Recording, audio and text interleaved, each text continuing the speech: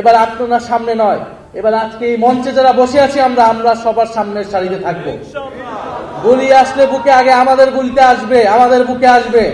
আপনারা শুধু আমাদেরকে সহযোগিতা করবেন, দোয়া করবেন। ইনশাআল্লাহ নতুন বাংলাদেশ প্রতিষ্ঠা হবেই, সংস্কার প্রতিষ্ঠা হবেই। শুধু বিএনপি কেন, আরো যে শক্তি হোক না কেন, যে কোনো পরাশক্তি আসুক না কেন, বৈদেশিক শক্তি আসুক না কেন, আমরা তাদেরকে পরাজিত করে ছাড়বো ইনশাআল্লাহ। তারা দেশের প্রত্যেকটি প্রতিষ্ঠান, যেই প্রতিষ্ঠানগুলো দলীয়করণের ফলে দেশে একটা স্বৈরতন্ত্র প্রতিষ্ঠা হয়েছিল, ফ্যাসিবাদ প্রতিষ্ঠা হয়েছিল, সেই প্রত্যেকটি ব্যবস্থাকেই, প্রত্যেকটি প্রতিষ্ঠানের দলীয়করণকে তারা পুনর্বহাল রেখেছে। এটার মাধ্যমে তারা এটাই বার্তা দিতে চায় যে তারা সংস্কারের কথা, জুলাই সনদের কথা, জুলাই গণঅভ্যুত্থানের কথা মুখে বলবে কিন্তু অন্তরে ধারণ করবে না। তারা সে অনুযায়ী কাজ করবে না। ফলে বৈষম্যহীন বাংলাদেশ, সংস্কারের বাংলাদেশের পথে আমাদেরকে আবার ঐক্যবদ্ধ হতে হচ্ছে।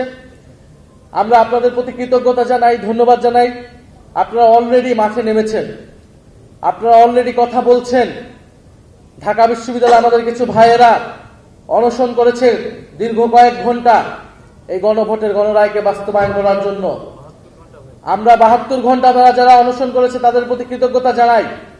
আমরা আশা করেছিলাম যে সরকার দল সেখানে যে উপস্থিত হবে, তাদেরকে আশ্বস্ত করবে, কিন্তু আমরা দেখেছি তারা যায়নি।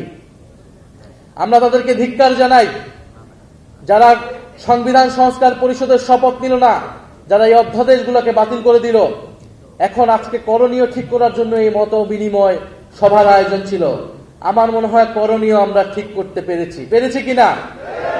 আমাদের গণ আন্দোলনের প্রস্তুতি নিতে হবে। গণ আন্দোলনের বিকল্প ছাড়া এই সরকার কোনোভাবেই এই সংস্কারের অধ্যাদেশ, এই সংস্কারের প্রতিশ্রুতিগুলো বাস্তবায়ন করবে না। আমরা চেয়েছিলাম সংসদেই সকল ফয়সালা হবে, আমরা এখনো চাবো সংসদেই সকল ফয়সালা হবে।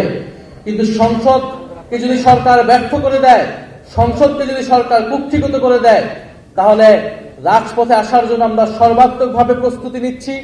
কিন্তু আমরা আপনাদের প্রতি এটাও বলবো যে আমরা এবার সবাই যাতে একটু ধৈর্য ধরি, পরিকল্পনা মোতাবেক আমাদেরকে এবার রাজপথে নামতে হবে। কারণ এবার রাজপথে আমরা নামবো ব্যর্থ হওয়ার জন্য না, অর্ধেক সফল হওয়ার জন্য না, সম্পূর্ণভাবে সফল হওয়ার জন্যই আমরা এবার রাজপথে নামবো। সেটার জন্য আমরা প্রস্তুতি নিচ্ছি।